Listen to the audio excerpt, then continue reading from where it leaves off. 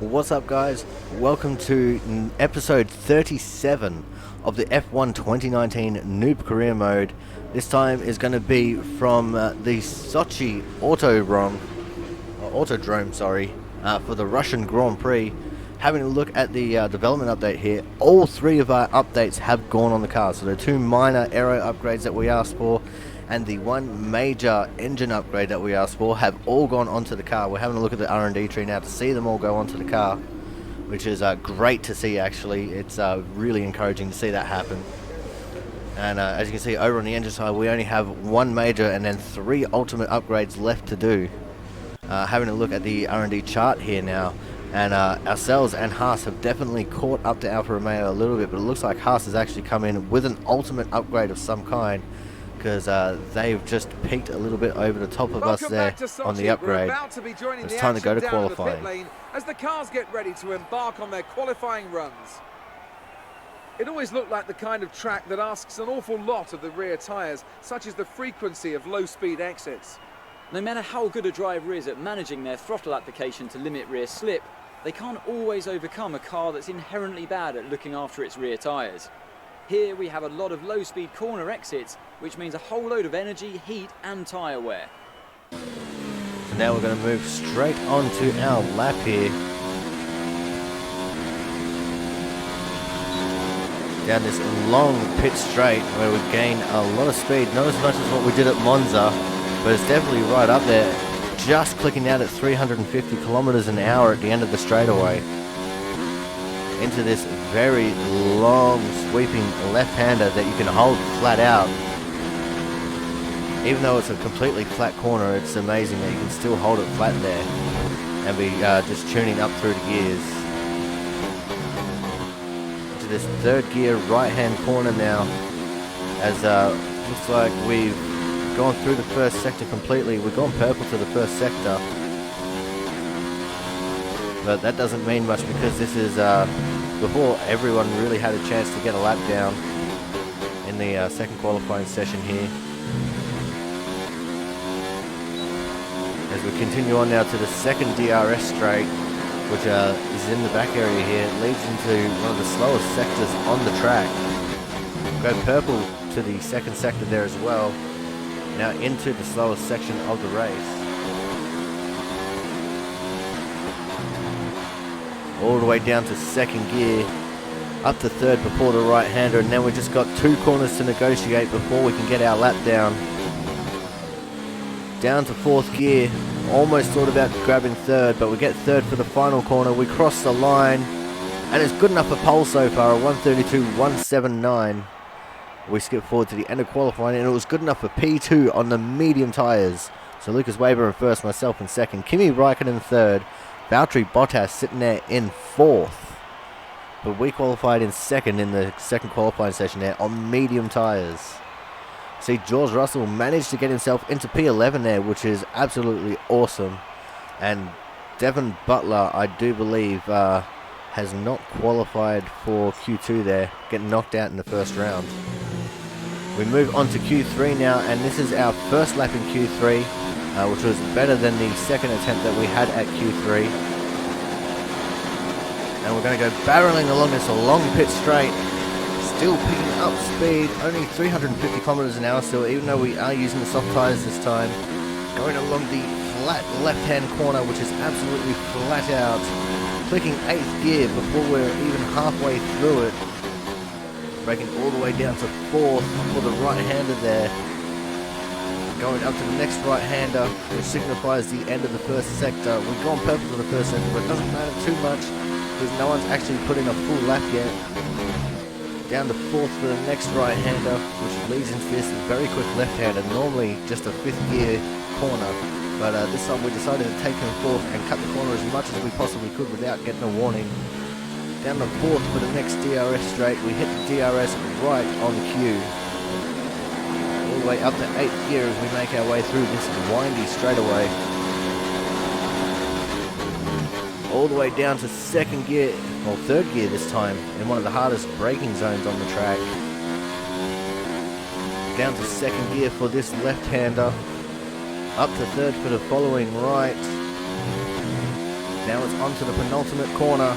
Sergio Perez in quick time at the moment at 1:33.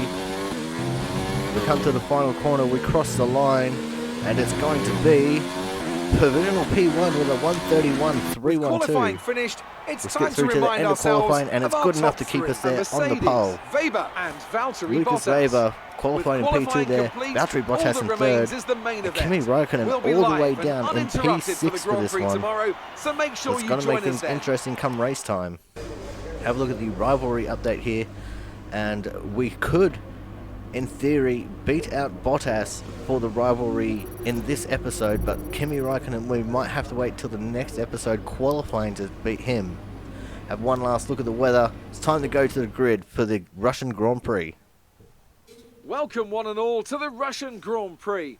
We're just a stone's throw from the Georgian border here at Sochi as we get ready to begin the race that served up an absolute cracker back in 2015. A last lap collision between Kimi Raikkonen and Valtteri Bottas sparked controversy in that race, so let's hope the racing is just as tight today. With me today, of course, is Anthony Davidson. Now, can I get your take on Max Verstappen? As ever, the threat of unreliability is never far away, and indeed they'll be starting out of position today due to a power unit component change. So it's going to be a difficult task to move forward from there. But on the bright side, at least those fresh components can help them maintain the power they need to come through the pack. I expect to see them take a more aggressive approach today to make up for the compromised start.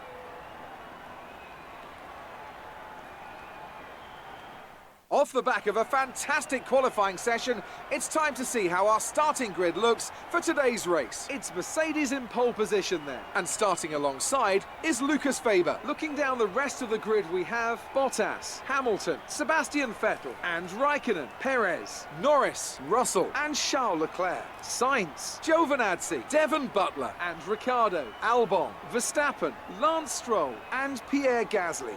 Magnussen and Nico Hülkenberg completes the grid. Now it's almost time to lights out, so let's go down to the track. Okay, the run into turn 1 isn't too long, so the pack will So be let's have a look bunched at the up. strategy here. Take It looks care. like we're going for an early stop onto the soft tyres, so we could be undercutting a few people here with the soft tyre run. But we're on the grid, we go to 5 red lights, and we're underway for the Russian Grand Prix. Looks like Lucas Weber getting that little bit better traction than us on this start here. And it looks like that we had an arrow there on our left. I'm not sure who that was, but it's disappeared on us. But we hold off Hamilton, who was coming up on our inside. He's still there, in fact. But we managed to get the position on him coming out of the first corner. Now it's up to us to try and chase down and pass Lucas Weber, which is no easy feat because even though we might have smashed him in qualifying, I don't know what it is. He just picks up another gear when we're in race mode. It's almost as if he's got the absolute best engine he's got, and he's got the absolute best chassis that's available for those cars. We go 5th gear down to that left-hander, but with the full fuel load, it pushes us wide a little bit there. We'll make sure we learn better for next time.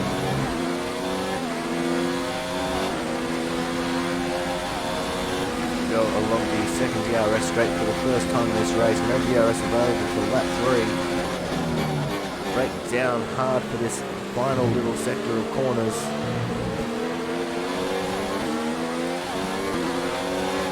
And we've got flags appearing behind us. I'm not sure what's going on there, but let's check the replay cameras here in a second.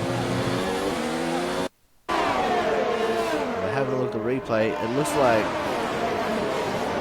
Kimi Raikkonen with some front wing damage holding up the entire line of cars because he can't get turned in at speed. Everyone behind him is just getting held up pretty massively there. We move on now to where we were before, and Lewis Hamilton, the cheeky little bugger, come up on the inside of us at the penultimate corner to take second position away. But he's going to have to fight pretty hard to keep it here because we've got the slipstream advantage on him. We pull to the right, and we get the move made just before the braking zone here, back into turn 1. Now we move on to lap 5 in time for us to go to the pits and get our soft tyres, get the undercut on absolutely everyone. Go, Nice, quick and easy pit stop for us indeed. Now we have to wait and see where we unshuffle ourselves when we come out of the pits. It looks like Devin Butler's just gone past us, Giovanazzi's just gone past. Pit strategy complete. See these tyres through to the end we now. might come out just ahead of Kevin Magnussen here in the Williams. There's his proximity arrow on the screen now. Doesn't look like it was getting any bigger than that, but there he is right on the left side of us now. We managed to pull in front of him and pull Our away. gap behind is 3. Now we move on to lap 7. We're on the back of Alexander Albon. He tries to force us right down to the wall there as we try to force him back to the left side of the track. If we get the overtake made on him quite easily, move on to one of the back straightaways now, and we make an outside pass on Pierre Gasly. Moved on later in lap 7 now, and we're right up behind Kevin Hulkenberg, and we actually tap him there, damaging our front wing. He goes defensive. Be We make a careful with move the around front the wing. outside of You've taken some him at the minor damage. penultimate corner.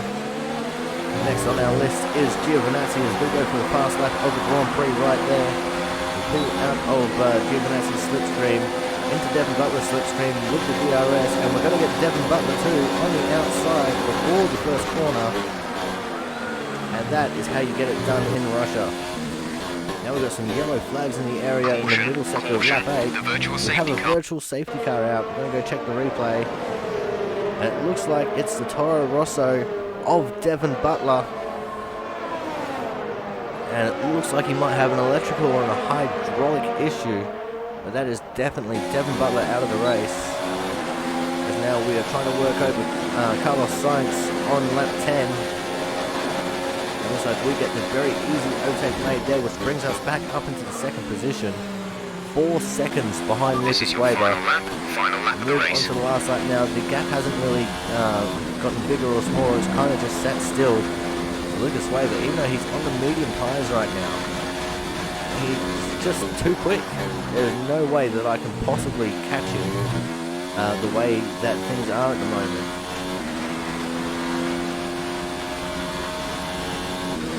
We're definitely going to have to start looking at improving our upgrading speed here somewhat.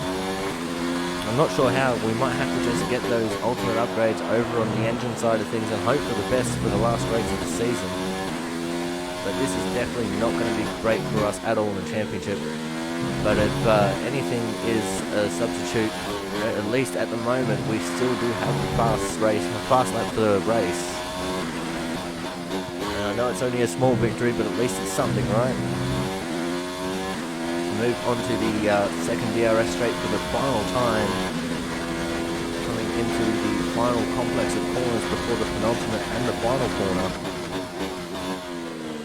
All the way down to third, cut the corner as much as you dare.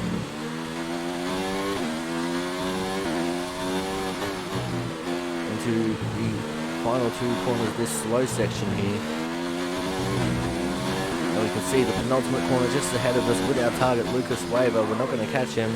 Slight little lock up there. Checkered flags out. Lucas has won the Grand Prix and we get ourselves P2. Brilliant job, mate. That's a fantastic podium. Super driving, really strong pace. Very, very happy. Brilliant stuff from Alfa Romeo today. What a superb victory. Anthony Davidson, what helped them deliver this result, do you think? Well, I know it's a bit of a boring answer, but the truth is they simply had the best speed package on the day, and a driver who knows how to take advantage of that. It doesn't matter how much time you spend poring over the stats and planning strategies if you can't keep the pace, and our winner today showed they could do both. So here they come now, out onto the podium. It's thrilling to see this team go toe-to-toe with the best teams in the sport and come out on top. What a superb victory from the Alfa Romeo team. So there's Lucas Weber in first with himself in second and Lewis Hamilton sitting there in third. Lucas Weber, obviously my old F2 teammate. Lewis Hamilton, the guy whose car I'm currently driving. As much Let's as see it's what pretty cool to effect see this result Lucas has had win, on the it kind of driver's sucks standings. because we need Despite the the best championship efforts of points our over him championship because he's leader, the one that we're that battling lead has for taken a the bit of a knock championship. today. So, They got to Anthony win. Davidson, Myself who in would you rank as P2. your driver of the Looks day? like Bottas managed to get himself fourth. Weave through the other We scroll drivers down a little bit, we can without see a care Kimi in the Raikkonen world. down there He was in definitely 8th my position. driver of choice. It's time to check out the Scroll down constructors' just a little bit standings. further, we can see Mercedes George continue to Russell extend fell their down lead. to 14th Well, after an starting end to from another P9 in this fantastic one. weekend of racing. Thanks to everyone And who Devin joined us, Butler all and the way we'll see down you in for the next last, one. being the only retirement of the race. Have a look at the standings, and it's just a single-digit point gap between myself and Lucas. Bottas has made his way into 3rd, and Kimi Raikkonen's dropped down to 5th, which means that we've extended our gap a little bit here in the constructors' standings, which is great to see, because that's what the team cares about the most. See the rivalry update now, and we have indeed won the rivalry with Valtteri. And in the next qualifying session, we should be able to beat Kimi Raikkonen there. See the resource point update, and we get 1,592 to play around with. And we don't get the team goal there, the 600 bonus points, because we didn't earn enough championship points. We have a look at the R&D tree now to see what we're going to do. And we do have a couple of choices that we can make. We could go for any of the ultimate upgrades, or maybe even the major fuel efficiency upgrade there. Fuel efficiency is probably something that should be one of our top priorities, especially considering we haven't been too great at it lately. But I'm pretty sure we're going to go for the turbo pressure one here, just because it's going to draw us so close to the Alfa Romeo team's power unit there. I think this is just the one that we really need the most. But it was so very tempting to go for that fuel consumption upgrade. But we do indeed go for the ultimate upgrade, which will come in 3 weeks' time, which I'm pretty sure is going to be for the US Grand Prix. We have a look down at the aerodynamic side of things, and we do have this minor upgrade here that we can do as well. And realistically, it's the only thing we can do, but we don't have enough R&D points for it. That's going to wrap this up, guys. Don't forget to like, comment, and subscribe. And until the next episode, I'll see you guys next time.